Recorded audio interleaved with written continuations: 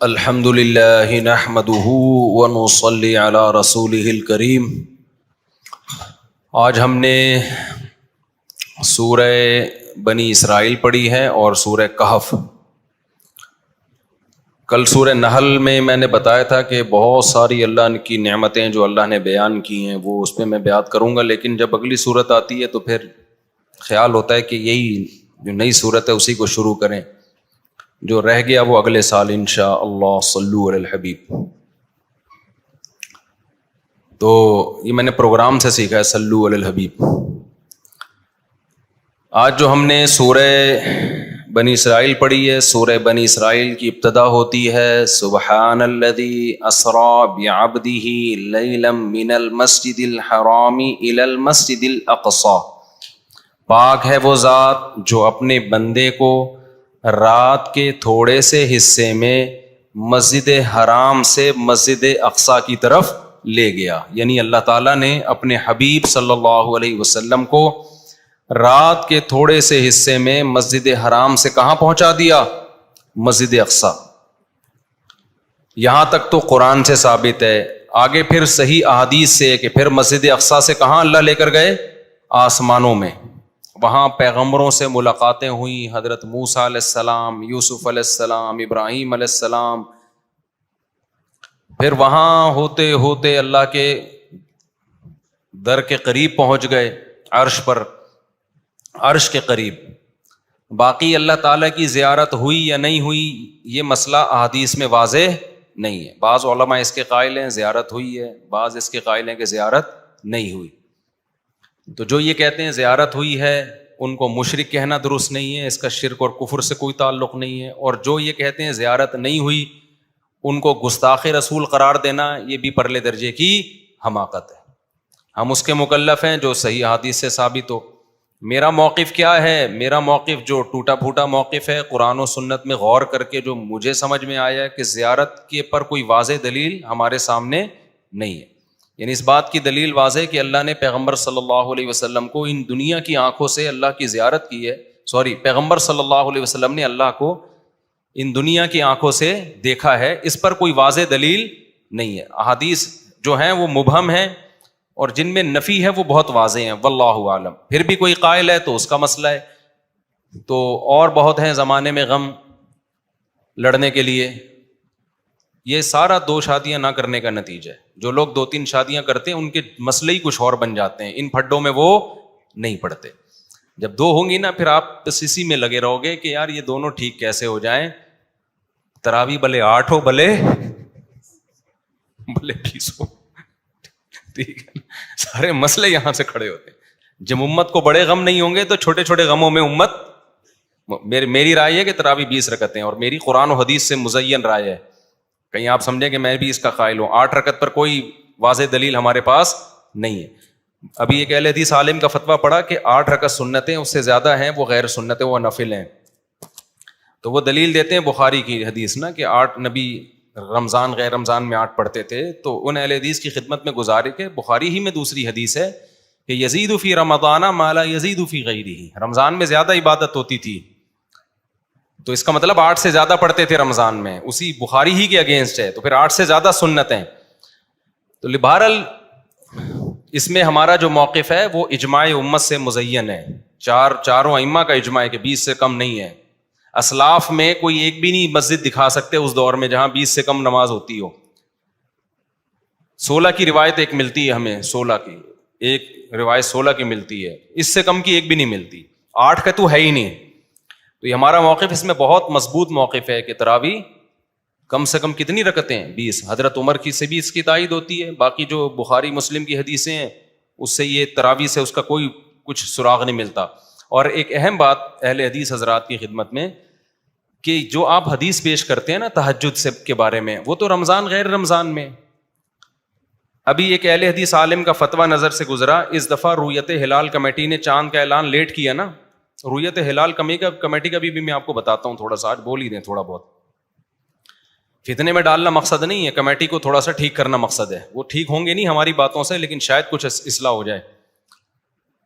رات کو اعلان ہوا تو کچھ لوگوں نے الحم طرح سے تراویح پڑھی, کچھ نے چھوڑ دی. کہ اہل حدیث عالم کا فتویٰ نظر سے گزرا, انہوں نے کہا کہ جن لوگوں نے وطر پڑھ لیے ہیں وہ اب بھی گھر جا کے تراویح پڑھ سکتے ہیں, تو کوئی ضروری نہیں ہے کہ وطر کے بعد جائز نہیں ہے, اب بھی پڑھ سکتے ہیں. فتویٰ بالکل ٹھیک تھا. لیکن مجھے خیال ہوا کہ آپ کی نظر میں تو رمضان اور غیر رمضان میں ایک ہی ہے نا تہجد, تو پھر چاند دیر سے ہو یا جلدی ہو, تراویح پڑھی ہو یا نہیں پڑھی ہو, اس سے فرق کیا پڑتا ہے؟ تو یہ فتویٰ لگانے کی ضرورت کیا تھی کہ جنہوں نے وطر پڑھ لی ہیں وہ جا کے قیام اللیل پڑھ لیں یا تہجد پڑھ لیں یا تراویح پڑھ لیں, کچھ بھی نام دے دیں اس کو. تو آپ کے یہاں تو رمضان غیر رمضان کیا ہے؟ برابر ہے بھائی. چاند ہو گیا تو بھی پڑھ لو, نہیں پڑھو مرضی ہے, نہیں ہوا تو بھی پڑھو. عام تہجد ہے, رمضان میں ذرا ثواب زیادہ مل جائے گا. تو یہ فتویٰ دینے کی کیا ضرورت ہے کہ جی چاند ہو گیا ہے, دیر سے اعلان ہوا ہے, تو جن لوگوں نے نہیں پڑھی اب پڑھ سکتے ہیں. بھائی چاند ہو یا نہ ہو, نہیں پڑھی تو بھی پڑھنی چاہیے, چاہے چاند نہ بھی ہو. تہجد تو میرے بھائی عام دنوں میں بھی پڑھنی چاہیے نا, اس کا چاند سے کیا تعلق ہے؟ تو عام رمضان میں بھی پڑھنی چاہیے. تو اس میں روزے میں چاند کا تو مسئلہ آئے گا کہ روزہ رکھنا ہے کہ نہیں رکھنا. تراویح میں تو اہل حدیث حضرات کا مسئلہ ہی نہیں آنا چاہیے نا. تو یہ مجھے ایک سوال تھا لیکن کوئی کہیں جواب ملتا نہیں. خیر ہم آگے چلتے ہیں میرے بھائی, بہت ٹائم ہو گیا. اچھا میرے بھائی, تو میں کیا کہہ رہا تھا, یہ یہاں کہاں سے آ گیا؟ ہاں, تو یہ اختلافی مسئلہ ہے کہ نبی صلی اللہ علیہ وسلم دیدار کیا یا نہیں کیا. بہرحال ہم آگے چلتے ہیں. تو میں یہ عرض کر رہا تھا, معراج نبی صلی اللہ علیہ وسلم کو جسم کے جسد اطہر کے ساتھ ہوئی. یہ اللہ کی طرف سے ایک معجزہ تھا. آپ صلی اللہ علیہ وسلم بیت المقدس میں گئے. معراج میں کیا کیا حکمتیں تھیں؟ سب سے بڑی حکمت یہ تھی کہ اللہ نے محمد صلی اللہ علیہ وسلم کو سب سے آخر میں بھیجا لیکن بنایا سب سے افضل. تو پریکٹیکلی کچھ ایسے کام کروانے تھے تاکہ آپ کی پریکٹیکلی فضیلت, عملی دنیا میں آپ کی فضیلت تمام پیغمبروں پر ثابت ہو جائے. تو سب سے پہلا اللہ نے اپنے قریب بہت کیا, 7ویں آسمان پہ لے گئے تاکہ رسول اللہ صلی اللہ علیہ وسلم کا اللہ کے ساتھ قرب زیادہ ہو جائے. نمبر 2, نبی صلی اللہ علیہ وسلم کو یہ فضیلت کہ آپ نے مسجد حرام میں نماز پڑھائی, آپ کو یہ فضیلت مسجد نبوی میں نماز پڑھائی. یہ دونوں بڑی عظیم مسجدیں ہیں. لیکن ایک اور اسلام میں بہت عظیم مسجد ہے جہاں ہزاروں پیغمبر آئے, وہاں بہت سارے پیغمبروں کا قبلہ تھا وہ مسجد, جہاں موسیٰ علیہ السلام آئے, جہاں عیسیٰ علیہ السلام آئے, ابراہیم علیہ السلام بھی گئے وہاں پہ, سلیمان علیہ السلام, داؤد علیہ السلام. تو یہ سارے پیغمبر تو اصل میں یہودیوں اور عیسائیوں کے نہیں ہیں, اصل میں یہ کس کے ہیں؟ ہمارے. اصل میں تو ہم ان کی تعلیم پر عمل کرتے ہیں. یہود و نصارہ نے تو ان کا نام استعمال کیا ہے, ان کی تعلیمات پہ عمل نہیں کیا. ایک ٹرین میں نا ایک انگریز تھا, بر صغیر کا واقعہ ہے. تو اس نے ایک مولوی صاحب کو دیکھا, تم نے داڑھی دیکھی کہ تم نے کیسی صورت بنائی ہوئی ہے؟ انہوں نے کہا جیسے ایسی بنائی جیسے تمہارے پیغمبر عیسیٰ علیہ السلام کی تھی. وہ بیچارہ لاجواب ہو گیا کہ یار ہمارے پیغمبر کو فالو کون کرتا ہے, فالو تو یہ لوگ کر رہے ہیں. تو قرآن کہتا ہے النبی اولی بالمؤمنین من, وہ قرآن کہتا ہے کہ ان اول الناس بابراہیم للذین اتبعوہ وہذا النبی, ابراہیم کے قریب یہ نبی ہیں اور جو ان نبی کو فالو کر رہے ہیں. یہود و نصارہ دعویٰ کرتے ہیں ہم ابراہیم علیہ السلام کو مانتے ہیں, وہ ہمارے پیغمبر ہیں. قرآن کہہ رہے ہیں اصل میں وہ کس کے پیغمبر ہیں؟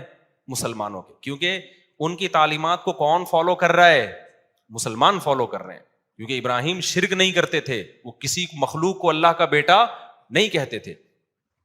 تو اب چونکہ وہ بیت المقدس بھی بہت عظیم مسجد ہے, نبی نے فرمایا جس نے مسجد حرام میں نماز پڑھی 1,00,000 نمازوں کا ثواب, مسجد اقصی میں نماز پڑھی 50,000 نمازوں کا ثواب, اور مسجد نبوی میں نماز پڑھی 1,000 نمازوں کا ثواب. تو مسجد اقصی کی بڑی فضیلت ہے, وہاں بہت سارے پیغمبر مدفون ہیں, دفن ہے وہاں پہ. تو اللہ یہ چاہتے تھے کہ اپنے حبیب صلی اللہ علیہ وسلم کو اس فضیلت سے محروم نہ کریں.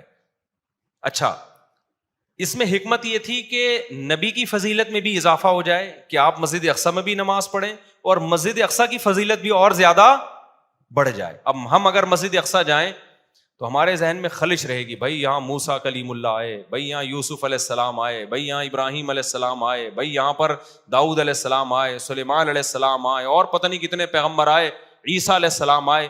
لیکن محمد صلی اللہ علیہ وسلم یہاں نہیں آئے. تو اللہ نے مسجد اقصیٰ کی فضیلت کو 4 چاند لگانے کے لیے سید الانبیاء آخری پیغمبر کو بھی مسجد اقصیٰ میں بھیج دیا. آپ وہاں جا کے نماز پڑھیں تاکہ مسجد اقصیٰ کی فضیلت بھی بڑھ جائے. علماء جب وہ لوکیشن بتاتے ہیں یہاں نبی آئے تھے, یہاں آپ نے امامت کی, ایک بات. دوسری حکمت کیا تھی؟ صحیح بخاری کی حدیث, صحیح مسلم کی حدیث کہ تمام پیغمبروں کی ہمارے نبی صلی اللہ علیہ وسلم نے مسجد اقصیٰ میں امامت کی ہے. اللہ نے تمام پیغمبروں کو جمع کر دیا, تمام پیغمبروں کو جمع کر دیا, سارے پیغمبر اکٹھے ہوئے وہاں پہ.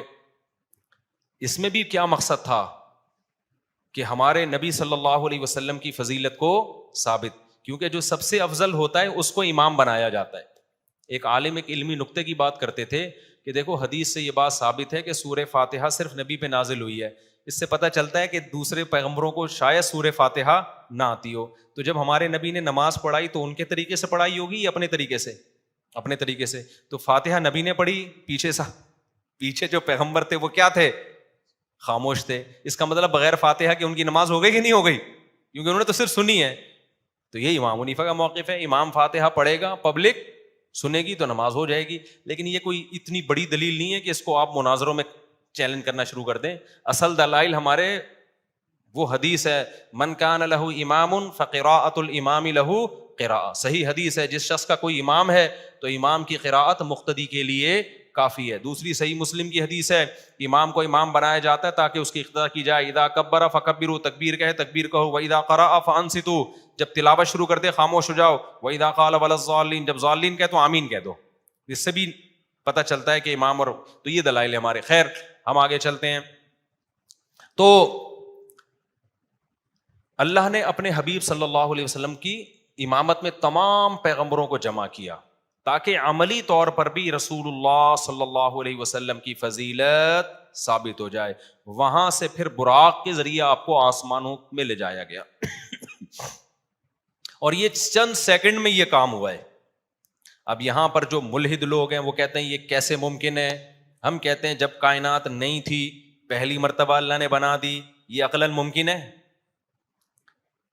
بھائی وہ دھماکہ ہوا تھا نا بگ بینگ تھیوری, ڈھین کر کے کائنات بن گئی تھی. تو دھماکہ خود بخود کیسے ہو گیا؟ انرجی کہاں سے آئی؟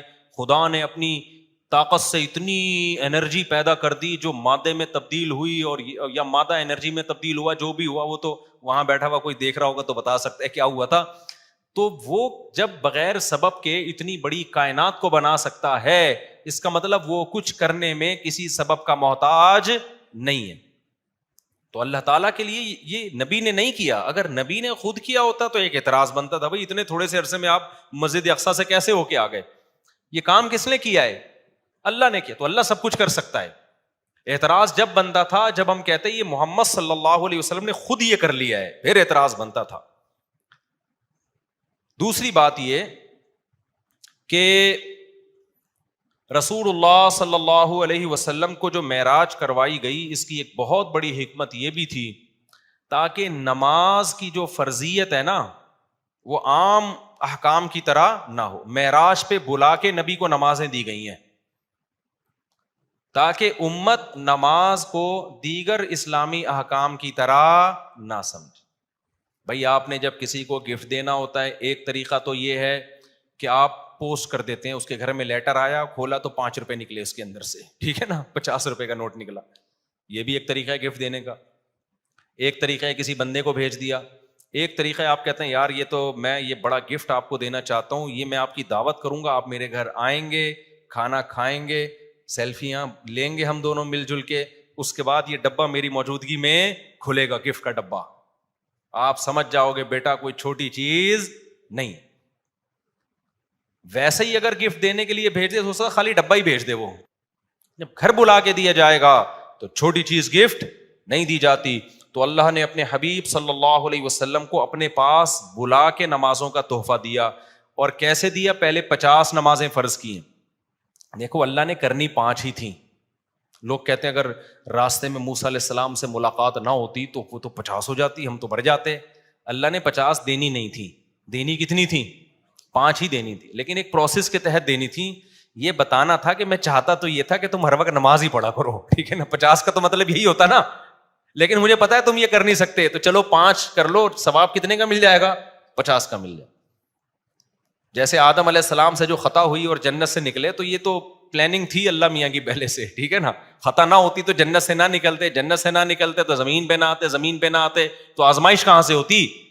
تو پیدا تو کس کام کے لیے کیا تھا, آزمائش کے لیے. تو اللہ نے کہا چلو شیطان کو تھوڑا سا ورغلانے دو, آدم کو خطا کرانے دو. اللہ کو پتا ہے یہ تو توبہ کر کے ٹھیک ہو جائیں گے, لیکن اس بہانے یہ جنت سے نکلیں گے. پھر ان کی اولاد کو میں بتاؤں گا کہ گناہ وہ چیز ہے جو آپ کو جنت سے نکالتا ہے, اور اگر گناہ ہو جائے تو توبہ وہ چیز ہے جو دوبارہ جنت میں لے جاتا ہے. اور یہ سبق بھی ملے گا کہ شیطان نے بھی غلطی کی, آدم نے بھی غلطی کی. شیطان کو حکم دیا سجدہ کر, شیطان نے کہا نہیں. آدم کو حکم دیا اس درخت کے قریب نہ جانا, آدم بھی چلے گئے. خطا دونوں سے ہو گئی نا, لیکن شیطان سے جب غلطی ہوئی, اللہ کو غصہ آیا, تو شیطان غصے کے جواب میں توبہ کرنے کے بجائے اور اکڑ گیا, اور کہنے لگا موت تک زندگی دے, سب کو جہنم میں لے کے جاؤں گا. اکڑا ہوا ہے اب تک. اور آدم کو جب پتا چلا اللہ کو غصہ آیا ہے, تو آدم نے کیا کہا, ربنا ظلمنا انفسنا, اے ہمارے رب ہم سے اپنی جان پر ظلم ہو گیا. وَإِن لَّمْ تَغْفِرْ لَنَا وَتَرْحَمْنَا, معاف کر دے, تو نے معاف نہیں کیا برباد ہو جائیں گے.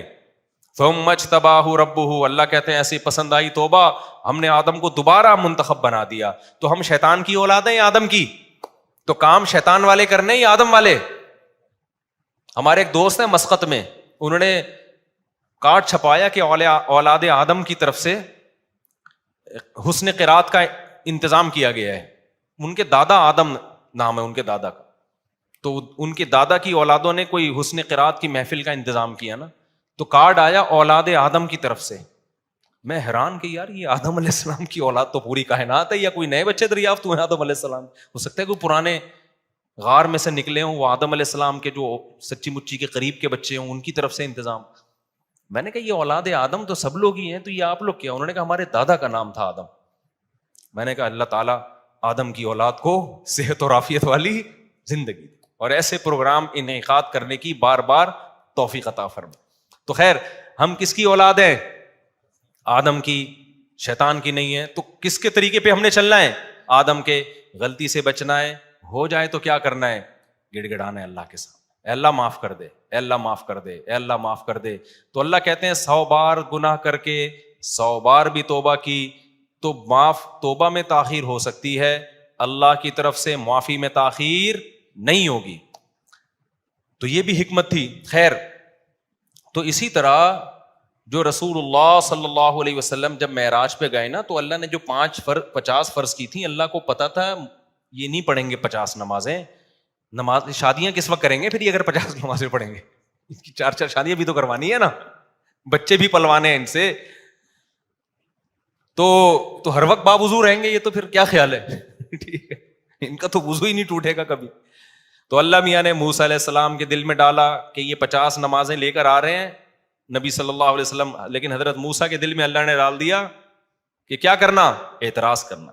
حضرت موسیٰ سے ملاقات ہوئی, کیا دیا گیا؟ آپ نے فرمایا کہ 50 دی گئی ہیں.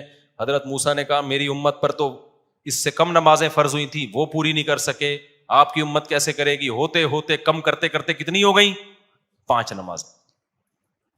تو حضرت موسیٰ علیہ السلام سے اللہ کرے ہم سب کی ملاقات ہو جنت میں, ہم سب ان کو مبارکباد دیں گے, حضرت آپ کا بہت بہت شکریہ. کیا خیال؟ تو لیکن حضرت موسیٰ سے ایک دفعہ بات کر کے نا ہٹ جانا, کیونکہ بہت زیادہ جلالی پیغمبر ہیں. میں نے بتایا تھا نا, موت کا فرشتہ آیا انسانی شکل میں. حضرت موسیٰ نے پوچھا کیسے آنا ہوا؟ اس نے کہا آپ کی روح قبض کرنے. حدیث میں آتا ہے کھینچ کے تھپڑ لگایا, اس کی آنکھ نکل کے گر گئی باہر. ٹھیک ہے نا, جلال بہت تھا. اپنے بھائی ہارون کی داڑھی پکڑ کے کھینچا تھا نا کہ یہ قوم کیا کر رہی ہے. تو خیر, تو یہ معراج میں بہت ساری حکمتیں تھیں, بہت سارے. پھر رسول اللہ صلی اللہ علیہ وسلم کے اس معجزے کو اللہ نے ثابت بھی کیا. مشرکین نے پوچھا کہ آپ کیسے دعویٰ کرتے ہیں, اگر آپ گئے ہیں تو بتائیں مسجد اقصیٰ کیسی ہے. آپ صلی اللہ علیہ وسلم نے فرمایا کہ مجھے پورے طور پہ, کیونکہ ایک دفعہ جب کوئی شخص ہو کے آتا ہے تو اسے پورا تھوڑی یاد ہوتا ہے کہ کون سا ستون کدھر ہے اور کون سی جگہ کدھر ہے. لیکن مشرکین نے پروپیگنڈا کرنا شروع کر دیا. تو اللہ تعالیٰ نے اپنے حبیب صلی اللہ علیہ وسلم کے سامنے پورا نقشہ کر دیا, بیت المقدس کا, اور آپ نے پوری ایک ایک چیز اس کی بتائی. پھر آپ نے ان قافلوں کا بھی بتایا جو راستے میں آ رہے ہیں. وہ قافلے جب پہنچے تو بالکل اس طریقے سے بتایا جس طریقے سے وہ قافلے سفر کر کے آئے ہیں. تو یہ اللہ تعالیٰ نے ایک معجزہ دکھایا, اور اس میں حکمتیں کیا تھیں؟ یہ ثابت کرنا کہ یہ پیغمبر تمام پیغمبروں سے افضل ہے, یہ ثابت کرنا. اچھا آگے ہم چلتے ہیں. سورہ بنی اسرائیل میں کچھ بہت اہم احکام بھی اللہ نے دیے ہیں, وہ بھی میں جلدی جلدی پڑھ کے سنا دیتا ہوں. سورہ بنی اسرائیل میں اللہ نے حکم دیا, یہاں سے بہت سارے احکام شروع, ایک رکوع میں نا بہت سارے احکام ہیں. وَقَضَىٰ رَبُّكَ أَلَّا تَعْبُدُوا إِلَّا إِيَّاهُ, تیرے رب نے چند فیصلے کیے ہیں. نمبر 1, دیکھو یہ اسلام کے احکام ہیں, ابھی سے عزم کر لو ہم تمام ان احکام کو فالو کریں گے. اس میں کوئی رفع الیدین کا جھگڑا نہیں ہے, کوئی ٹانگیں چوڑی کرنے پتلی کرنے کا جھگڑا نہیں ہے. یہ کس کے احکام ہیں؟ یہ قرآن کے احکام ہیں. نہ اس میں کوئی اہل حدیث دیوبندی بریلوی پھڈا ہے, نہ کوئی اور پھڈا ہے, کوئی فرقہ نہیں. اس کو تو کوئی بھی انکار نہیں کر سکتا نا. تو جنت میں جانے کے لیے یہ کرنا میرے لیے بھی ضروری اور آپ کے لیے بھی ضروری. وہ کیا احکام ہے؟ ابھی سے نیت کرو ہم سب نے ان تمام احکام کو فالو کرنا ہے. پہلا حکم اللہ تعبدوا الا ایہ, عبادت کس کی ہوگی؟ صرف اللہ کی. عبادت میں وَمَن يَدْعُو مَعَ اللَّهِ, اللہ کے سوا کسی کو پکارنا عبادت ہے. قرآن میں دوسری جگہ پر آتا ہے صرف یا اللہ مدد, یا علی مدد, یا غوث آدم مدد, یا رسول اللہ مدد. یہ نعرے لگانا بولو نا چھوڑ دو. صرف کیا چلے گا؟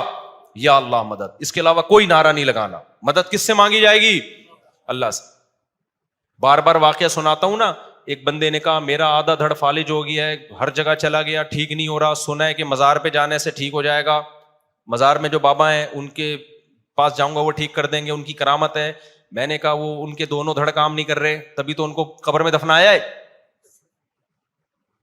ابے بھائی مردے کی ذرا سی انگلی بھی کام کر رہی ہو نا, آدمی ڈر کے بھاگ جائے.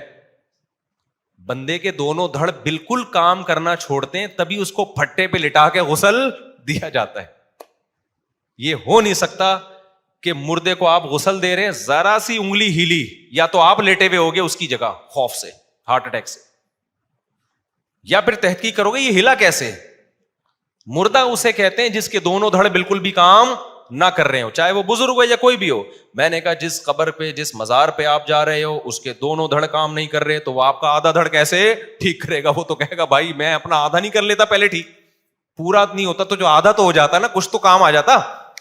تو میرے بھائی جو بیچارہ مر گئے, جو کچھ بھی نہیں کر سکتے, وہ تمہاری بگڑی کہاں سے بنائیں گے؟ تو اللہ تعبدوا الا ایہ, پکارنا صرف کس کو ہے؟ اللہ کو. اللہ کے سوا کسی کو نہیں پکارنا, نہ قبر والوں سے مانگنا ہے.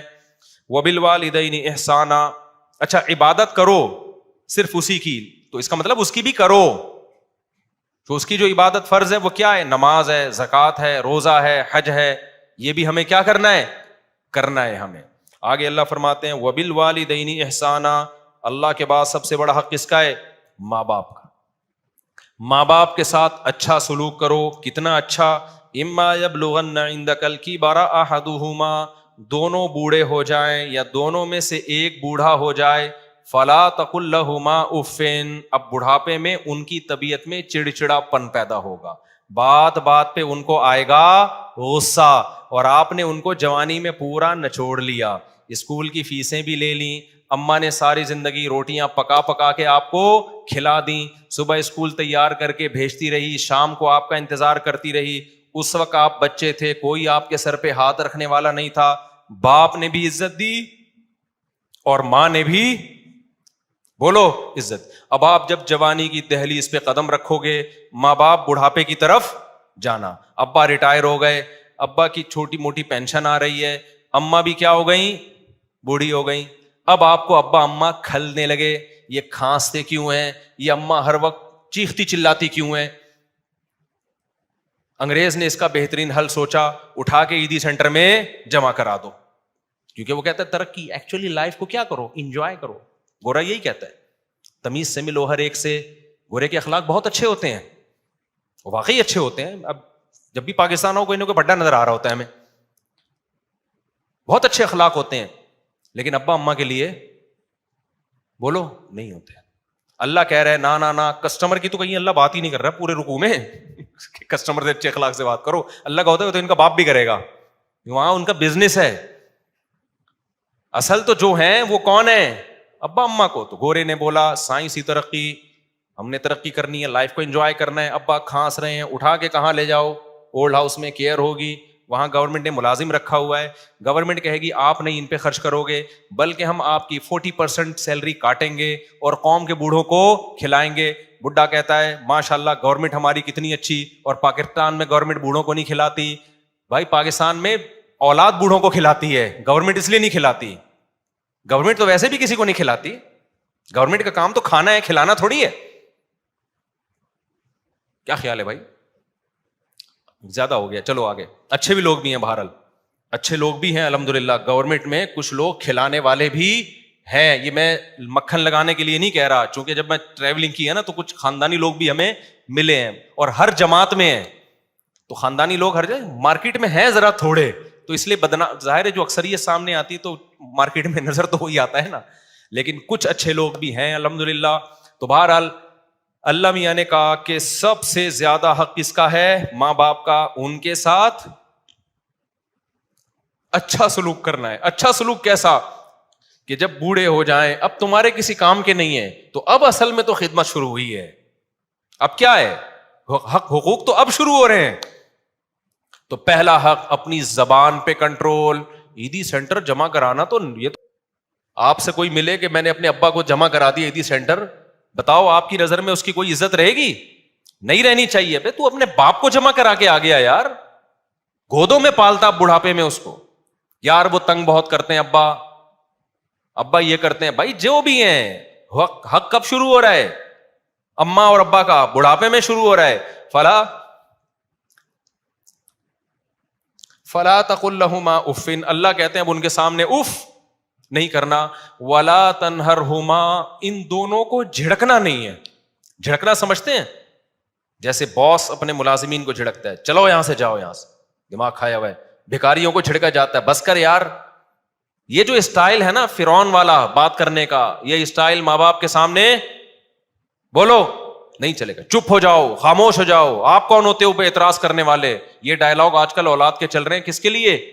ماں باپ کے. آپ کون ہوتے ہو مجھے روکنے والے, آپ کو کس نے یہ رائٹ دیا؟ یہ اسکولوں سے سیکھ رہے ہیں. ایجوکیشن بہت آ رہی ہے, تمیز مارکیٹ سے شارٹ. یہ ایجوکیشن تمہیں جہنم کے عذاب میں لے کے جائے گی. اس سے وہ جاہل اچھا ہے, رکشا چلاتا ہے, ٹماٹر بیچتا ہے, لیکن اپنے باپ اور ماں سے تمیز سے بات کرتا ہے. اللہ کی نظر میں وہ زیادہ پڑھا لکھا ہے. تو ولا تقل لهما اف ولا تنہرہما وقل لهما قولا کریما. آگے اللہ نے فرمایا کہ صرف اتنا نہیں ہے کہ بے عزتی نہیں کرنی, جھڑکنا نہیں ہے اور اف نہیں کہنا. تو انسان کہتا ہے چلو بدتمیزی سے پیش نہیں آنا, نارمل رہنا ہے. نا نارمل بھی نہیں. قل لهما قولا کریما, ایسی بات کرنی ہے جس سے عزت جھلک رہی ہو, ایسے لگ رہا ہو جیسے کوئی ملازم اپنے آفیسر سے بات کر رہا ہے. کریم کہتے ہیں عزت دار کو. قول کریم ہونا چاہیے جس سے رسپیکٹ کیا ہو, نظر آ رہی ہو, لوگوں کو پتا چلے یہ اولاد ہے اور یہ کیا ہے, باپ ہے.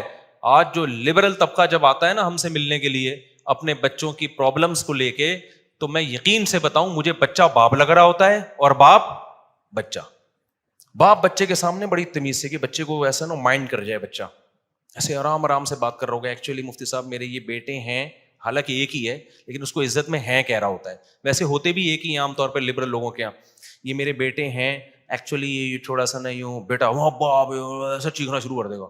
ابا بیٹا وہ اصل میں دیکھیں میں آپ کو سمجھانا چاہ رہا تھا نا, میں مفتی صاحب ہیں, تھوڑا سا احتیاط سے بات کرتے ہیں. نہیں آپ مفتی صاحب یہ دیکھو نا یار, یہ ابا باتیں کیسی کر رہا ہے. تو مجھے 2-3 دفعہ ارادہ ہوا میں ابا کی جگہ اس کو بٹھا دوں اور اس کی جگہ کس کو بٹھا دوں, ابا کو, اور میں بولوں بھائی آج سے ابا تو ہے, یہ کون ہے؟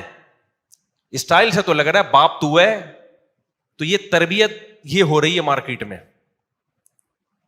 یہ ہو رہی ہے تربیت. تو اپنے اسٹائل سے یہ ثابت کرنا پڑے گا کہ ابا جو ہے وہ ابا ہے, اما جو ہے وہ کیا ہے, بیٹیاں اما کے ساتھ بڑی بدتمیزی کرتی ہیں. یار آپ کون ہوتی ہو مجھے روکنے والی, آپ کون ہوتی ہو, آپ چپ ہو جاؤ, میں کیوں چپ ہوں. یار یہ اسٹائل ہے بھائی, ہم تو اپنے بچپن میں تصور نہیں کر سکتے تھے کہ آپ کون ہوتی ہو مجھے روکنے والی. ماں جب کہہ رہی ہے چپ ہو جاؤ تو آپ چپ ہو جاؤ, میں کیوں چپ ہوں؟ خدا کی قسم ہم اپنے بچپن میں یہ تصور نہیں کر سکتے تھے کہ کوئی اولاد اپنی ماں, کوئی بیٹی اپنی ماں کو یہ الفاظ کہہ سکتی ہے. بڑے بدتمیزی والے الفاظ ہیں یہ. تو یہ بہت خطرناک بات ہے. اس لیے اللہ تعالیٰ قرآن میں فرماتے ہیں وَقُلْ لَهُمَا قَوْلًا کریما. بات کیسے کرنی ہے؟ عزت کے ساتھ. وَاخْفِضْ لَهُمَا جَنَاحَ الذُّلِّ مِنَ الرَّحْمَةِ. یہ تو بات کا اسٹائل بتا دیا. کھڑے ہونے کا اسٹائل کیسا ہو؟ ذلت سے اپنے بازوؤں کو جھکانا ہے. دیکھنے سے بھی, بات سے بھی پتہ چلے کہ یہ چھوٹا ہے اور وہ بڑے ہیں, اور کھڑے ہونے اور کے اسٹائل سے بھی پتہ چلے کہ یہ چھوٹا ہے اور وہ کیا ہے, بولو, بڑے ہیں. ایسے سینہ تان کے ان کے سامنے کھڑا ہوا ہے, ابا نیچے بیٹھے ہوئے, خود اوپر چڑھ کے بیٹھا ہوا ہے. تو یہ بڑی غلط بات ہے. ایسے بھی ہم نے دیکھے ہیں, سنا ہے کہ ابا بچوں کے جوتے پالش کر رہے ہوتے ہیں. یہ بڑی غلط بات ہے یار, بچے کو تو کرنے ہی نہیں دینا چاہیے یہ کام, کہ ابا کیوں کرے گا بھائی یہ. اچھا, اس میں ماں باپ بھی اپنے بچوں کو بگاڑ رہے ہوتے ہیں. اتنی بچوں کی کوئی رسپیکٹ دے رہے ہوتے ہیں نا بچپن میں. بچوں کو مارے دھاڑے نہیں, بدتمیزی سے بات نہ کریں, لیکن ان کو یہ احساس دلائیں کہ ابا میں ہوں, اماں یہ ہے, تم گھر کے مالک نہیں ہو. خود ہی اپنے ہاتھوں بگاڑ کے اتنا مسلط کر لیتے ہیں نا کہ پھر ساری زندگی ان کے غلام بنے رہتے ہیں. یہ بھی بہت غلط ہے. ان کو یہ تربیت بھی کس نے دینی ہے؟ والدین نے دینی ہے. اور ایک اہم بات یہ بھی ہے کہ دیکھو, ماں باپ کے لیے اولاد پہ ظلم بہرحال جائز نہیں ہے کہ اپنے اختیارات کا ناجائز فائدہ اٹھائیں. بعض دفعہ ماں باپ اولاد کو بلا وجہ ٹارچر کرتے ہیں, طنز کرتے ہیں, تانے دیتے ہیں, دوسروں کے سامنے اس کی برائی کرتے ہیں. تو میں ان ماں باپ کی حوصلہ افزائی نہیں کر رہا, وہ خود اپنے ہاتھوں اپنی اولاد کو بگاڑتے ہیں. جہاں اللہ نے اولاد پر اتنے سارے ماں باپ کے حقوق رکھے, وہاں ماں باپ کی ایک بڑی ذمہ داری یہ ہے کہ اپنی اولاد کو لوگوں کے سامنے رسوا مت کریں. ایسا نہ ہو دوسروں کو بتاتے پھر میرا بیٹا یہ کرتا ہے, میرا بیٹا یہ کرتا ہے. بیٹے کے دل میں پھر ایک نفرت پیدا ہوتی ہے کہ یار میرے ابا, مجھے باپ تو عزت کا ذریعہ بنتا ہے نا. تو کچھ ذمہ داریاں والدین کی بھی ہیں. بعض مائیں بلا وجہ بیٹیوں کو ٹارچر کرتی رہتی ہیں, طنز کرتی رہتی ہیں, تانے دیتی رہتی ہیں, اس سے وہ ذہنی مریضہ بن جاتی ہیں. تو ماں کو بھی چاہیے, دیکھو ایک کام سب لوگ گھر میں کر لینا, انشاءاللہ سکون ہو جائے گا. گھر میں چیخنے پر پابندی لگا دو, بس کوئی بھی نہیں چیخے گا, نہ ابا نہ اماں نہ بچے. ایسا سکون پیدا ہو جائے گا نا کہ ہٹو بچوں. اور اس کے لیے لقمان علیہ السلام والا واقعہ سنا دو. لقمان علیہ السلام نے اپنے بچے سے کیا کہا کہ بچے جب بھی بات کرنا آرام سے. کیوں؟ سب سے بری آواز کس کی ہوتی ہے؟ گدھے کی. گدھے کی بات بری نہیں ہوتی, اسٹائل کیا ہوتا ہے؟ برا ہوتا ہے. تو اگر آپ نے اتنا بھی کر لیا نا, گھر میں چیخنے پر پابندی, نہ باپ چیخے نہ ماں چیخے نہ اولاد چیخے, تو ایسا لگے گا جیسے آگ پہ نہ ٹھنڈا پانی ڈال دیا. اور یہ شروع سے جب شادی ہو نا جس دن, اسی دن سے ماحول بنانا پڑتا ہے. دلہن جب آئی اس کو سمجھا دو, بیگم کوئی بھی بات ہوگی تمیز سے. میں بھی جب کوئی بات کروں گا تو کیسے کروں گا؟ تو آپ لوگ تو ابھی سے ہی موڈ نہیں ہو رہا آپ لوگوں کا, تو کیا کرو گے تمیز سے؟ منہ سے بول تو دو نا. جو بات ہوگی کیسے ہوگی؟ چیخنا چلانا نہیں ہوگا بس. آدھے سے زیادہ کام, کیونکہ بچے ماں باپ کو چیختا چلاتا دیکھتے ہیں تو چیخنا سیکھتے ہیں.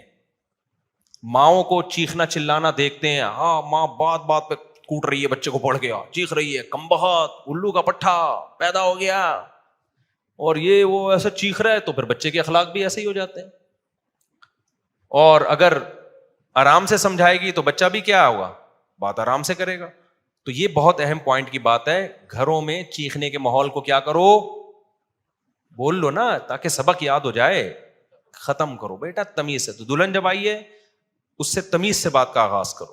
اس سے بولو میری کل آپ سے شادی ہوئی تھی, اس سلسلے میں حاضر ہوا ہوں. اتنی بھی تمیز صحیح نہیں. وہ ایک آدمی بہت تمیز والا تھا نا, جب رخصتی دلہن کی ہوئی تو سمجھ میں نہیں آ رہا بات کیسے شروع کروں.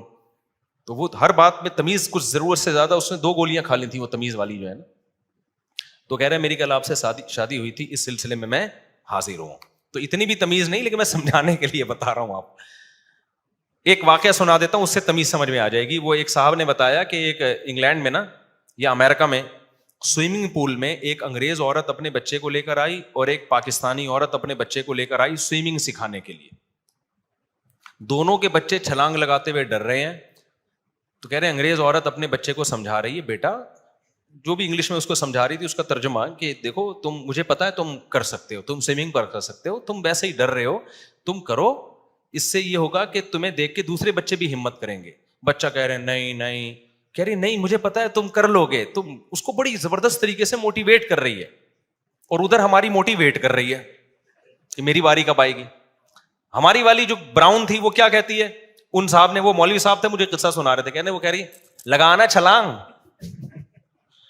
بچہ کہہ رہا ہے نہیں، بے غیرت $50 پتہ نہیں $100 ضائع کروا دیے میرے. اس وقت تو بڑا چیخ رہا تھا امی سوئمنگ کرا دو، الو کے پٹھے، لگانا چھلانگ کمینہ. اور وہ پھر بس وہ وہاں مارنے پر تو پابندی ہے، ورنہ یہاں ہوتا تو طبیعت سے اس کا کباب بن جاتا بچے کا پٹ پٹ کے نا. لیکن زبان سے جتنے تانے دے سکتی تھی نا بے غیرت، وہاں تو شور مچایا ہوا تھا، پیسے ضائع کروا دیے. کہہ رہے میں دیکھ رہا ہوں یار یہ گوری ہے، یہ اپنے بچے سے کیسے بات کر رہی ہے، اور ہماری دیسی جو ہے. تو وہ جو اسٹائل تھا نا گوری کا، وہ قرآن و سنت کے مطابق تھا. ہماری والی قرآن و سنت کو مانتی ہے لیکن اس کو فالو نہیں کر رہی. تو اپنے نبی کو دیکھو، نبی نے اپنے بچوں کے ساتھ کیسا معاملہ کیا ہے. حضرت حسن حسین آپ کے کمر مبارک پہ بیٹھ جایا کرتے تھے. تو بچوں کو بگاڑنے میں ماں باپ کا بھی دخل ہوتا ہے. بہرحال ہم بچوں کو یہی کہیں گے تمہارے ماں باپ نے تمہیں سنوارا ہو یا بگاڑا ہو، لیکن تم پر بہرحال ان کا حق ہے. اب ایسا نہ ہو کہ آپ ابا سے بولو ابا چونکہ آپ نے مجھے بدتمیزی سکھائی ہے میں بات بدتمیزی سے ہی کروں گا. آپ کو تمیز ہی سے بات کرنی پڑے گی، کیونکہ ہم ماں باپ کی فرما برداری اور ان کے ساتھ حسن سلوک ماں باپ کی وجہ سے نہیں کرتے. کس کا حکم سمجھ کے کرتے ہیں؟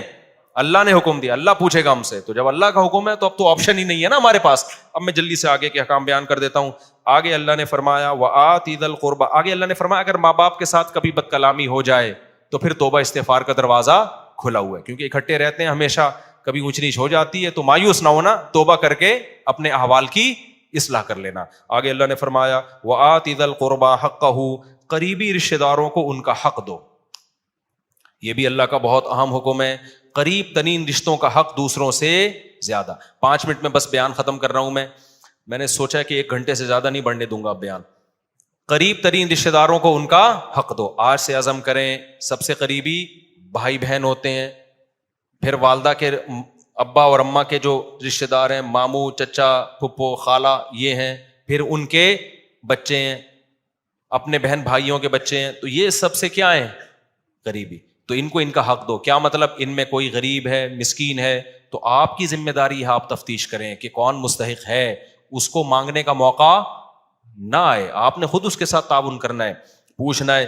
آگے اللہ فرماتے ہیں والمسکین، غریبوں کو ان کا حق دو، مسافروں کو دو. مسافروں کو کیسے چونا لگایا جاتا ہے؟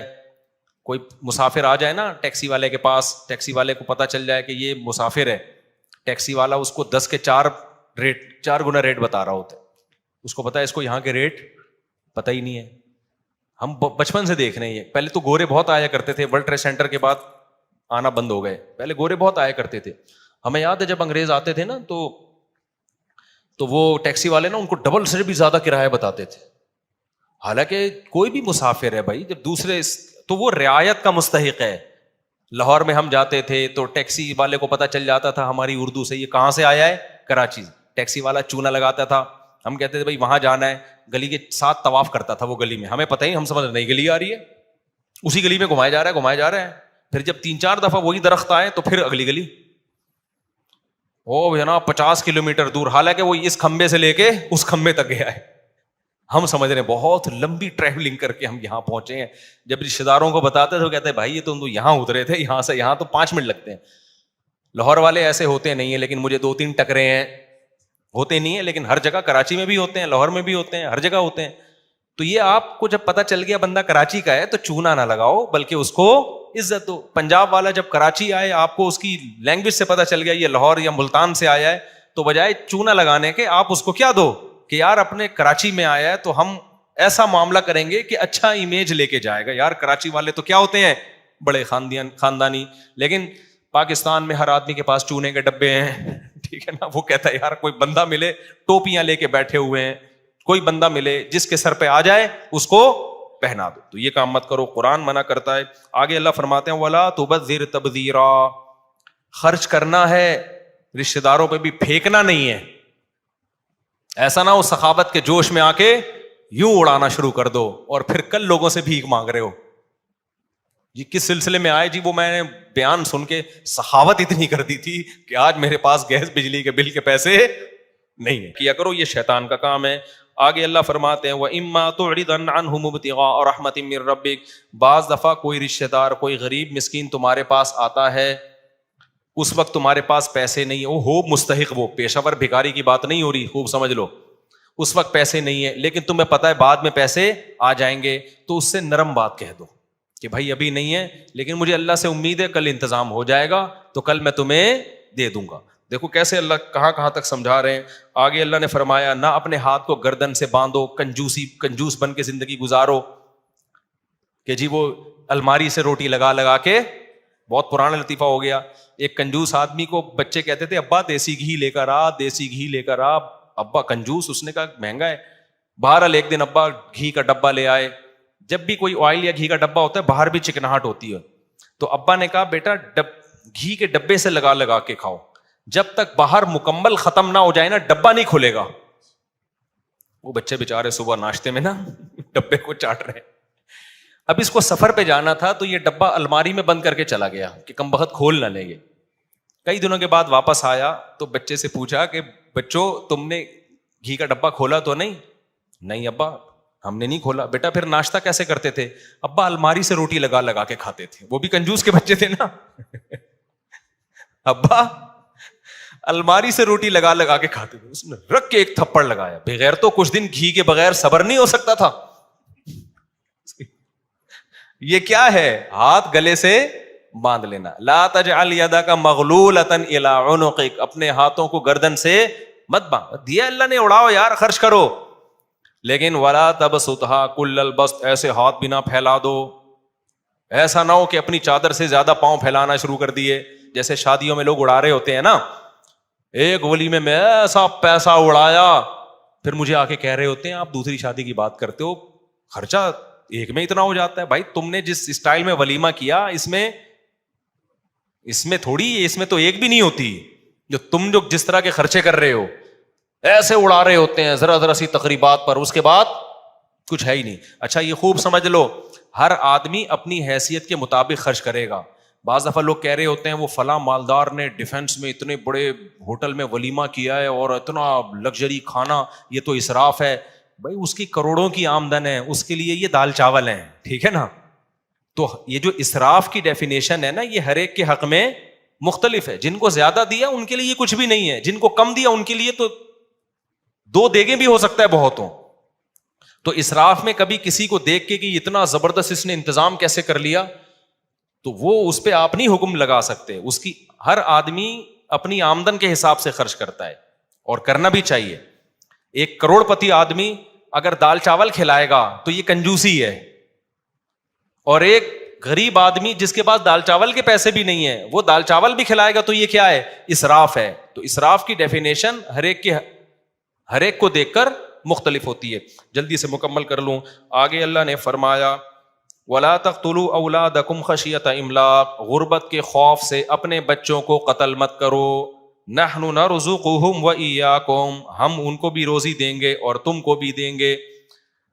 علماء نے اس آیت کے تحت لکھا ہے کہ حمل گرا دینا یہ بھی حرام ہے اسی آیت کی روشنی میں، اس خوف سے کہ میں خرچے کہاں سے پورے کروں گا. آج بہت سے لوگوں کی کال آ رہی ہوتی ہیں، بھائی مجھ صاحب میرے 2 بچے ہیں، ایکچولی ان کے خرچے پورے نہیں ہو رہے، ایکچولی یہ ہو رہا ہے، ابھی پھر پریگننسی ہو گئی صاحب اس مہنگائی کے دور میں.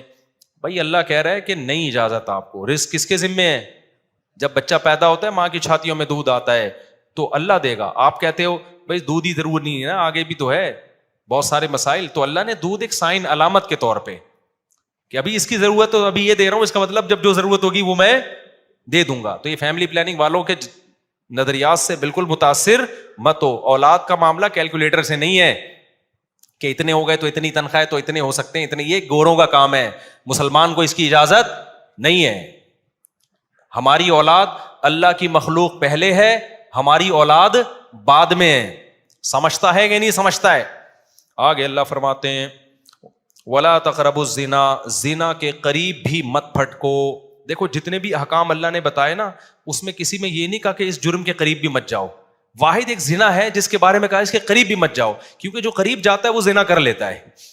قریب جانے کا کیا مطلب؟ موبائل میں لڑکیوں کے نمبر رکھے ہوئے ہیں، بلاک کر دو نمبر سارے. بلاک کرنے سے پہلے ایک میسج بھیج دو, یہ آپشن کہ بھائی اب میں شادی کرنا چاہتا ہوں, آپ اگر میری وائف بننا چاہتی ہیں تو موسٹ ویلکم, ادروائز نمبر کیا ہو رہا ہے, بلاک. پھر دوسری کو بھیجو, پھر مسرت کو بھیجو, پھر کائنات کو بھیجو, پھر راحت کو بھیجو. وہ ہے نا لطیفہ, میں بہت دفعہ سن لیا. یہی ہوتا ہے نا, یہ ساری لیڈیز جن کے نمبر آپ نے سیو کیے ہوئے ہیں ان کو, ورنہ پھر وہی ہوگا جو اس بندے کے ساتھ ہوا تھا. ایک بندے کی شادی ہوئی, بیگم کو کہہ رہا ہے کہ آج سے تم میری کائنات, تم میری مسرت, تم ہی میری راحت اور تم ہی میری فرحت. وہ تو ویسے ہی کہہ رہا ہے, وہ سمجھی اپنی گرل فرینڈ کے نام بتا رہا ہے. تو فوراً کہتی اچھا پھر تم ہی میرے غفار بھی, تم ہی میرے ستار بھی, تم ہی میرے وسیم بھی, تم ہی میرے غفور بھی, سب کچھ تم ہی. وہ حیران, یار یہ کیا ہو رہا ہے مارکیٹ. تو وہ راز پھر اگلنا شروع ہو جاتے ہیں. ٹھیک ہے نا, پاک دامنی والی زندگی گزارو. تو اللہ فرماتے ہیں زنا کے قریب بھی مت پھٹکو, یہ بہت بڑا گناہ ہے. اور کسی انسانی جان کو قتل مت کرو. آگے اللہ فرماتے ہیں ولا تقربوا مال الیتیم, یتیم کے مال کے بھی قریب مت جاؤ. یہاں بھی قریب جانے کا, قریب جانا کا. یتیم کسے کہتے ہیں؟ آپ کے بھائی کی ڈیتھ ہو گئی, اس کے چھوٹے چھوٹے بچے ہیں, تو چچا ان بچوں کی وراثت کھا جاتا ہے, بڑا بھائی چھوٹے بھائیوں کی وراثت کھا جاتا ہے. یتیم کا مطلب یہ نہیں کہ عیدی سینٹر سے یتیم بچوں کے چپل کوئی چوری کر رہا ہے جا کے, یہ عربوں میں نہیں ہوتا تھا. یتیم کا مطلب ہے کہ جب باپ مر گیا تو چھوٹے بچوں کی وراثت رشتہ دار کھا جاتے ہیں. اللہ کہتے ہیں یہ کام مت کرنا. وَأَوْفُوا الْكَيْلَ إِذَا كِلْتُمْ, ناپ تول میں کمی مت کرو. اپنا حق لینے کی باری آتی ہے تو پورا حق لیتے ہو, دینے کی باری آتی ہے تو ڈنڈی مارتے ہو, ایسا مت کرو. اوفوا بالعہد, معاہدوں اور ایگریمنٹ کو پورا کیا کرو. آگے لا تخف ما لیس لک بہ علم, جب تک مکمل نالج نہ ہو کسی چیز کے در پہ نہ ہو تبصرہ مت کیا کرو. فلانے نے یہ کر دیا, فلانے نے یہ کر دیا. کل مجھے کسی نے پوسٹ بھیجی کسی آفیسر کے بارے میں کہ وہ یہ کروڑوں روپے کھا گیا اور یہ کر رہا ہے. میں نے کہا آپ نے خود اپنی آنکھوں سے دیکھا ہے کتنے روپے کھا گیا؟ وہ اپنی آنکھوں سے دیکھا ہے؟ کہہ رہے نہیں میں نے دیکھا تو نہیں ہے, لیکن یہ دیکھو ثبوت ہے. میں نے کہا ان ثبوت کو تجزیہ آپ کو اینالائز کرنا آتا ہے؟ آپ تجزیہ کرنا آتا ہے؟ آپ جج ہو؟ کہہ رہے یار, میں نے کہا کیوں بلا وجہ کچھ بھی چلا دو مارکیٹ میں پھیل جاتا ہے. سچ بہت کم بولا جاتا ہے. تو کبھی کسی کی باتوں میں آ کے کسی کو تبصرہ کرنا, کسی ادارے کو برا کہنا, کسی فرد کو برا کہنا, یہ اپنی زندگیوں سے ہمیشہ کے لیے کیا کر دو, ختم. جب تک 2 اور 2 4 کی طرح واضح دلائل آپ کے پاس نہ ہو. کسی کو بھی بدنام کرنا ہو نا, فیس بک پہ آپ پوسٹیں چلا دو, پھیل جاتی ہیں. لوگ کہہ رہے ہیں یہ دیکھو کیا کر رہا ہے. پہلے یہ تو دیکھو کہ اس نے یہ میرے بارے میں بھی چلاتے ہیں, کبھی عمران خان کے بارے میں, کبھی مولانا فضل الرحمان کے بارے میں پوسٹ. میں بیٹھا ہوں مجھے پتہ ہی نہیں, میری ایک پوسٹ آ جائے گی عمران خان امام مہدی میں کوئی فرق ہی نہیں ہے, ایسی زبردست پوسٹ چلا دیں گے. پی ٹی آئی والے زندہ باد مفتی, یہ والی آئی نہیں ہے, اس سے ملتی جلتی. پی ٹی آئی والے زندہ باد, مفتی طارق مسعود زبردست. دوسری آ جائے گی مولانا فضل الرحمان ایسے ہیں, کچھ الٹا سیدھا. جیوا والا ابے اس کی ایسی کی تیسی, ابے اس کی ہے. نہ میں نے ادھر کچھ کہا ہوتا ہے, نہ میں نے جو میں نے تقریریں کی ہوئی ہیں وہ پڑھی ہوئی ہیں, وہ ویڈیو ہے وہ سنو, وہ اس کا میں ذمہ دار ہوں. ایک میری پوسٹ کسی نے چلا دی کہ یزید جنتی ہے, نیچے شیعوں کی گالیاں دبا کے. ابے تم تحقیق تو کرو, میں نے بولا بھی ہے کہ نہیں بولا. آگے یہ کہ کیونکہ قسطنطنیہ کی لڑائی میں وہ شریک تھا لہذا وہ کیا ہے, جنتی. شیعہ لوگوں نے دبا کے گالیاں لکھی ہیں, یہ یزیدی ہے, یہ فلانا ہے. بھائی تم تحقیق تو کرو, یہ کس نے چلایا ہے؟ ہمارے آفیشیل چینل سے تو کوئی پوسٹ نہیں چلی. اب تک وہ یہی سمجھ رہے ہیں کہ یہ کیا ہے, یزید کو جنت. نہ میں نے اس کو جنتی بولا, نہ میں نے اس کو جہنمی بولا, کچھ بھی نہیں بولا. میں نے اس پہ تبصرہ ہی نہیں کیا. پوسٹ دبا کے کچھ بھی اٹھا کے ڈال دو نا. ہماری قوم میں یہ شعور نہیں ہے کہ تحقیق کریں ایسا ہوا بھی ہے کہ نہیں ہوا, تو چلاتے رہتے ہیں مارکیٹ میں. ہاں ہمارے جو ویڈیو بیانات ہیں اس کا میں ذمہ دار ہوں بھائی, جو میں نے بولے ہیں اس کا میں ذمہ دار ہوں. آپ وہ ویڈیو کٹنگ اس کو بھی کٹ کر کے نہ چلاؤ. ابھی ایک تراویح کا بیان کٹ کر کے چلائے ہوئے لوگوں نے. تراویح کے بارے میں یہ کہہ رہا ہوں کہ نبی صلی اللہ علیہ وسلم سے کوئی تعداد ثابت نہیں ہے. ادھر ٹک یہاں روک دیا. اور اتنی بات کہ بھائی اگر صرف حدیثی کو دیکھنا ہے تو پھر تو غامدی صاحب صحیح کہہ رہے ہیں, یہاں کٹ کیا. دیکھو مجھ صاحب کہہ رہے ہیں, غامدی صاحب کیا کہہ رہے ہیں, حالانکہ پوری بات آگے. اچھا اس پہ اتنا پروپیگنڈا ہوا. پھر جامعۃ الرشید میں ہمارے استاذ ہیں مفتی محمد صاحب, ان سے باقاعدہ سوال پوچھا گیا کہ مفتی صاحب نے یہ بولا ہے کہ حدیث میں تو کوئی تذکرہ ہی نہیں ملتا, ثابت ہی نہیں ہے. پھر انہوں نے اس کا جواب دیا. اتنا پروپیگنڈا. حدیث میں تبصرہ نہیں ملنے کا مطلب یہ ہے کہ سند کے لحاظ سے کوئی صحیح حدیث ہمارے پاس موجود نہیں ہے کہ جو نبی نے 3 دن تراویح پڑھی تھی کتنی رکعتیں تھیں، لیکن حضرت عمر کا عمل بتاتا ہے کہ نبی نے 20 پڑھی ہوں گی. تو نبی سے ثابت ہونے کے لیے 2 طریقے ہوتے ہیں. ایک ہے تواتر، صحابہ کا عمل وہ خود بتاتا ہے کہ نبی نے کیا کیا ہے. ایک ہے حدثنا فلان کے ساتھ کوئی سند. بہت سارے شریعت کے حکام آتے ہیں حدیث میں نہیں ملتے، صحابہ سے پتہ چلتا ہے. رکوع میں جا کے جب ہم کھڑے ہوتے ہیں ہاتھ چھوڑنا ہے ہاتھ باندھنا ہے، حدیث میں کوئی تذکرہ نہیں ہے، لیکن پوری امت کیا کرتی ہے؟ ہاتھ چھوڑتی ہے. کیوں؟ تواتر عملی ہے. امت کا عمل بتا رہے کہ نبی نے ہاتھ چھوڑے ہوں گے. ہم یہ جو عورتیں ہیں صفا مروہ میں دوڑتی نہیں ہیں، چلتی ہیں. نبی سے تو کچھ بھی ثابت نہیں ہے، نہ حضرت عائشہ سے ثابت ہے کہ دوڑنے کا حکم دیا یا چلنے کا حکم دیا. پوری امت کر رہی ہے تو ہم فرض کر لیتے ہیں کہ صحابہ نے بھی، صحابیات نے کیا کیا ہوگا؟ وہ بھی چلی ہوں گی اور نبی نے چلنے کا حکم دیا ہوگا. صراحتاً نہیں ہے لیکن یہ بھی نبی ہی سے ثابت ہے. اور بہت سارے حکام ہیں. تو جو ہر مسئلے پر حدیث مانگتا ہے نا وہ خود علم سے کورا ہے. اس کا مطلب اس کے پاس نالج نہیں ہے. حدیث صراحتاً ہوتی ہے یا دلالتاً ہوتی ہے؟ اس کو دلالتاً کہتے ہیں. جیسے امام مالک بہت سے مسائل پوچھا گیا کہ اس کی آپ کے پاس کیا دلیل ہے، انہوں نے کہا اہل مدینہ ایسے کر رہے ہیں. کیا مطلب؟ جب مدینہ والے کر رہے ہیں تو نبی نے کیا ہوگا. تو نبی کا عمل براہ راست نہیں پہنچا لیکن دلالتاً پہنچا ہے. خیر 2 آیتیں پڑھ کے بیان ختم کرتا ہوں. تو اللہ فرماتے ہیں جب تک یقینی علم نہ ہو تبصرہ نہ کیا کرو. آگے اللہ نے فرمایا وَلَا تَمْشِ فِي الْأَرْضِ مَرَحًا، زمین میں اکڑ کے مت چلو. زمین کے دادا بننے کی کوشش بولو نہ کرو، اکڑ کے مت چلا کرو. کیوں؟ اِنَّكَ لَن تَخْرِقَ الْأَرْضَ، زمین کو نہ تم اپنے پاؤں کی طاقت سے پھاڑ سکتے ہو اور نہ سینہ اتنا اونچا کر سکتے ہو کہ کیٹو کی پہاڑی سے اوپر جھانکنا شروع کر دو. تو جتنے ہو اتنے ہی رہو. تو یہ چند احکام تھے اللہ نے بیان کیے. اس کو کہتے ہیں اپنی اوقات میں رہو. اس پر میں اکثر ایک بات کہتا ہوں، جو زیادہ فنٹر بن رہا ہو نا اس سے کہیں تو بیت الخلا کس وقت جاتا ہے؟ وہ بتائے گا مغرب کے بعد جاتا ہوں یا صبح 8 بجے جاتا ہوں. تو بولے تیری اوقات کیا ہے؟ صبح 8 سے 8:30 ہے. اصل اوقات تیری کتنا بھی اکڑتا ہو نا، جب واش روم میں جا کے بیٹھتا ہے اور آگے میں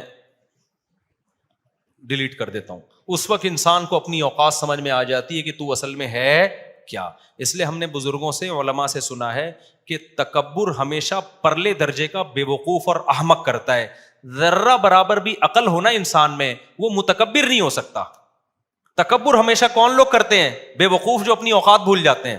وہ یہ بھول جاتے ہیں غلیظ پانی سے اللہ نے پیدا کیا، ماں کے پیٹ سے باہر نکالا، بچپن میں کیسے ماں کے محتاج تھے، بات بات پہ روتے تھے، ذرا ذرا سی بات پہ چیختے تھے، چلاتے تھے، مائیں سہارا دیتی تھی. اس وقت دادا گیری تھی کیا؟ ماں پھینک کے چلی جاتی، کیا اوقات تھی اس وقت؟ کتنے عرصے لنگڑا کے چلتے رہے، ٹوٹے، کبھی ادھر جا رہا ہے، توتلا بول رہا ہے، آہستہ آہستہ بولنا سیکھے. تھوڑے دنوں کے لیے اللہ نے جوان کر کے سیدھا کر دیا، تھوڑے دنوں میں اپنے آپ کو زمین کا باپ سمجھنا شروع. ظلم کرتا ہے، تو کون ہوتا ہے مجھے سمجھانے والا، تو کون ہے مجھے سمجھ. ابے بھائی تھوڑے دن کے لیے تجھے جوانی ملی ہے، ابھی دوبارہ آہستہ آہستہ بڑھاپے کی طرف تو آئے گا. پھر بڑھاپے میں دیکھو نا ہوتا کیا ہے، کانپ رہے ہوتے ہیں، راشا تاری ہو گیا. وہ ایک سنگر تھا، بڑی اچھی آواز تھی، جب بوڑھا ہو گیا تو جب گاتا دانت نکل کے نیچے گر جاتے اس کے، کیونکہ الفاظ نکالنے کے لیے دانت کا منہ میں ہونا ضروری ہے. کچھ الفاظ نکلتے ہی نہیں دانتوں کے بغیر. تو پھر بیچارے نے بتیسی لگوائی. پھر جب گانا گاتا بتیسی گر جاتی، پھر لگاتا، پھر گاتا، گر جاتی. کس نے کہا بھائی بار بار کیسٹ کیوں چینج کر رہے ہو؟ ایک ہی کیسٹ میں بیان کرو نا. تو بڑھاپے میں یہ حال ہوگا، کمر جھکے گی، ہائی ہوئی کی آوازیں آئیں گی. تو یہ اپنا ماضی دیکھو، اپنا فیوچر دیکھو. اور حال بھی کیا ہے، ایک وائرس آ گیا کورونا کا یا کوئی اور بیماری آ گئی، دھڑام سے ایسی کی تیسی. تو نہ حال تمہارا، ابھی تھوڑی سی جوانی ہے، تھوڑا سا کوئی وائرس آڑا ترچھا چلا گیا، بیڑا غرق. بخار ہو جاتا ہے، کیسے پڑ جاتے ہیں، چلا رہے ہوتے ہیں. ایک مچھر نے آ کے صبح صبح کاٹ لیا، ڈینگی مچھر نے، اس کی وجہ سے لمبے ہو گئے، پلیٹلیٹس گر گئے. بھیک مانگ رہا ہوتا ہے، یار کہیں سے سفید سیل مل جائے مجھے اللہ کا واسطہ. تو تکبر ہمیشہ پرلے درجے کا احمق اور بے وقوف کرے گا جو تھوڑی سی نعمت ملنے پر اپنی اوقات بھول جاتا ہے. جیسے کسی بھکاری کو آپ نے 3 پیس سوٹ پہنا کے نہا دھو کے کشکول لے کے گاڑی میں بٹھا دیا، جبکہ اس کو پتا ہے یہ تھوڑی دیر کے لیے ملا ہے، چھین لیا جائے گا. لیکن وہ بھکاری گاڑی میں بیٹھ کے سیلفیاں لے رہا ہے اور غریبوں کو ٹکرے مارتا ہوا جا رہا ہے، رکشے والوں کو. بھائی کوئی رکشے والا آ رہا ہے اس پہ چڑھا رہا ہے، ابے ہٹ بے غیرت، سڑک پہ چل رہا ہے، دیکھ نہیں رہا کون آ رہا ہے. عقل مند کیا کہے گا، ابے تیری اوقات تو رکشے کی بھی نہیں ہے، 2 منٹ کے لیے تجھے گاڑی ملی ہے اور تو اپنی اوقات بھول گیا, تھپڑ لگا کے اس کو سیٹ کیا کرے گا, اتر نیچے. تو اللہ بھی یہی کرتے ہیں. جو تکبر کرتا ہے نا, میں یہ ہوں میں یہ ہوں, آج کل یہ بہت چل رہا ہے مارکیٹ میں یہ ہوں میں یہ ہوں, یہ میں اللہ کو پسند نہیں ہے. تو اس کا نتیجہ نکلتا ہے کہ حدیث میں آتا ہے جو چیز بہت اوپر جاتی ہے اللہ اس کو اسی حساب سے نیچے لے آتے ہیں. تو تکبر سے اپنا ہی نقصان, دماغ بھی خراب ہوتا ہے, ڈپریشن کا مریض بنتا ہے. تواضع اللہ کو پسند ہے, عاجزی اللہ کو پسند ہے. اللہ تعالیٰ سمجھنے کے عمل کی توفیق عطا فرمائے. میرے ماں کی ہم 5 بیٹیاں ہیں, صرف سوال ان میں جائیداد ہیں 5 کے علاوہ تو حصے دار نہیں کرے. اصل بتائیں, اگر بھائی ماں کے اولاد میں صرف بیٹیاں ہیں بیٹے نہیں ہیں تو 2/3 حصہ بیٹیوں کو ملے گا, اور اگر شوہر زندہ ہے تو 1/4 شوہر کو ملے گا, وہ زندہ نہیں ہے تو ماں باپ کو جائے گا, ماں کے ماں باپ کو. وہ بھی نہیں ہے تو پھر ماں کے بھائیوں کو جائے گا, یعنی بچیوں کے ماموؤں کو. تو 2/3 ان بیٹیوں کو ملے گا, باقی سارا ماموؤں کو ملے گا, اگر باقی لوگ نہیں, بچیوں کے ماموں. سورہ نساء کی آیت میں وَلَٰكِن شُبِّهَ لَهُمْ کا علمی ترجمہ کیا ہوگا, کیونکہ غیر مسلم اکثر کہتے ہیں کہ خدا دھوکہ دے سکتا ہے. کیا دھوکہ دے سکتا ہے؟ تم کس طرح سے؟ بھائی اللہ نے کہا کہ شُبِّهَ لَهُمْ, ان کے لیے معاملہ مشتبہ کر دیا گیا. تو یہ اللہ تعالیٰ کے لیے جائز ہے کہ کسی کی جان بچانے کے لیے ان کی شکل کا کوئی دوسرا آدمی ان کو دے دیں؟ یہ تو اللہ کے لیے جائز ہے نا, اس کو دھوکہ تھوڑی کہتے ہیں, یہ جان بچانے کے لیے ہو رہا ہے. آپ کے ہاں کوئی ڈاکو آیا آپ کو قتل کرنے کے لیے, آپ اس دروازے سے گئے تاکہ اس کو دھوکہ ہو کہ یہ یہاں ہے, اور پچھلی گلی سے آپ نکل کے باہر چلے گئے, وہ ڈاکو وہیں کھڑا ہوا ہے. اب آپ کہیں انسان ہو کے دھوکہ دے رہے ہو, دے کس کو رہے ہیں؟ ظالم کو دے رہے ہیں. تو یہ دھوکہ نہیں کہلاتا, یہ چال کہلاتی ہے. ظلم سے بچنے کے لیے کیا کہیں گے, یہ ایک چال چلی ہے. تو اللہ تعالیٰ نے بھی ایک عیسیٰ ابن مریم کو قتل ہونے سے بچانے کے لیے ایک تدبیر اختیار کی تھی. وہ تدبیر کیا تھی کہ ان کی شکل کا ایک آدمی آ گیا جس کو انہوں نے عیسیٰ ابن مریم سمجھ کے قتل کر دیا. یہ تدبیر کہلائے گی, یہ دھوکہ نہیں کہلائے گا. اور یہ بھی ممکن ہے انہی کی شکل کا پہلے سے کوئی آدمی موجود ہو, تو اللہ حضرت عیسیٰ کے گھر میں لے گئے ہوں تاکہ وہ اسی کو پکڑ کے لٹکا دیں. میری خواہش ہے کہ میں اپنے بیٹے کو مدرسے میں داخلہ کراؤں, لیکن مدرسے کے بارے میں سمجھ میں نہیں آ رہا رہائشی کراؤں یا نہیں. اس کا میٹرک ہونے والا ہے. کچھ لوگوں نے منع کیا ہے کہ بچہ اداس ہو جاتا ہے. بھائی مسئلہ یہ ہے کہ جامعۃ الرشید میں تو میٹرک کے بعد داخلہ کروا دیں, اور حفظ کا بچہ جو ہے جو بہت چھوٹا ہوتا ہے اس کو تو رہائش ہی نہیں کروانا چاہیے. یہ بچے کے ساتھ ظلم ہے. ماں باپ سے بالکل اتنی عمر کے بچے کو محروم نہیں کرنا چاہیے, بہن بھائیوں سے. لیکن اگر بڑا ہو گیا ہے, سمجھدار ہو گیا ہے, جیسے ہم تو 18 سال کی عمر میں مدرسے میں آئے تھے, تو پھر ہم تو پورا ہفتہ مدرسے میں ہی گزارتے تھے. اس وقت ہمیں ماں کی اس ممتا کی ضرورت تو اب بھی ہے. ماں کی ممتا تو ایسی چیز ہے, انسان کے بچے بڑے ہو جاتے ہیں اما نہیں بھولتا انسان, لیکن جو چھوٹے بچے کو جس طرح سے چاہیے نا ماں باپ, وہ ظاہر ہے بڑے ہو کر انسان مستغنی ہو جاتا ہے. تو اس وقت بھی ہمیں بڑی ٹینشن ہوتی تھی گھر سے دور رہنے کی. تو 18 سال سے جو چھوٹے بچے ہیں 15 سال کے, ان کے تو پورا ہفتہ وہ بہت زیادہ اذیت میں آ جاتے ہیں. تو جو بڑے بچے ہیں 18-19 کے, وہ تو مدرسوں میں رہ سکتے ہیں, لیکن مدرسوں میں بھی دیکھنا پڑے گا کون سے مدرسے ٹھیک ہیں کون سے غلط ہیں. میں نے بتایا نا, مدرسوں میں بھی بعض مدرسے نہیں ہوتے, کسی نے ویسے ہی اپنی دکانداری کے لیے 4 دیواری کھڑے کر کے بچوں کو رکھا ہوا ہوتا ہے, ان میں بچے پھر بگڑتے بھی ہیں. تو صرف اتنا کافی نہیں ہے کہ مدرسے کا لیبل لگاؤ, بلکہ حقیقت میں علماء صلحاء اس مدرسے کو چلا رہے ہوں, اطمینان ہو, تو وہاں کا ماحول جا کے دیکھیں. ورنہ پھر بچہ بگڑتا ہے مدرسے میں, اسکولوں میں بھی بگڑتا ہے, مدرسے میں بھی بگڑتا ہے. اس کا معیار یہ ہے کہ چلا کون رہا ہے. اگر اچھے لوگ چلا رہے ہیں مدرسہ تو ٹھیک ہے, اور اگر برے لوگ چلا رہے ہیں تو وہ مدرسہ نہیں ہے بلکہ وہ پیسہ کمانے کا ایک ذریعہ ہے. ایسا ہوتا ہے, اس پہ میں کئی بار بیان کر چکا ہوں. تو میرا خیال یہ کہ بچے کو شروع میں رہائشی نہ کروائیں, شروع میں صبح آنے جانے والا, جب 1-2 سال وہ مدرسے کے ماحول سے مانوس ہو جائے گا پھر رہائشی کروا دیں. قسم کا کفارہ کیا ہے؟ 10 غریبوں کو 2 ٹائم کا کھانا کھلانا, یا 2.25 کلو گندم 10 غریبوں میں بانٹ دینا, اس طور پر کہ ہر ایک کو 2.25 کلو گندم ملے, یا اس کی قیمت, یعنی 2.25 کلو گندم کی قیمت دے دے تو 10 غریبوں میں بانٹ دے گا تو کفارہ ادا ہو جائے گا. اور بعض علماء 2.25 کہتے ہیں, تو یہ بھی ٹھیک ہے. ایک ہی غریب کو 10 دن تک کھلا دے تو بھی ٹھیک ہے, لیکن ایک ہی غریب کو 10 آدمیوں کے پیسے ایک دن میں دے دیے پھر ٹھیک نہیں ہے. سمجھتے ہیں؟ ایک غریبی کو دینا تو 10 دنوں میں ڈیوائڈ کر کے دے. کھانا بھی کھلانا ہے ایک ہی غریب کو تو 10 دنوں میں ڈیوائڈ کر کے کھلائے. اور یہ ہے کہ ایک دن میں ہی 10 غریبوں کو کھلا دے تو بھی ٹھیک ہے. اور اگر کوئی خود غریب ہے, پیسے ہی نہیں ہے غریب کو دینے کے لیے, پھر 3 روزے لگاتار رکھ لے وہ, اس طرح سے کفارہ ادا ہو جائے گا. وما علینا الا البلاغ.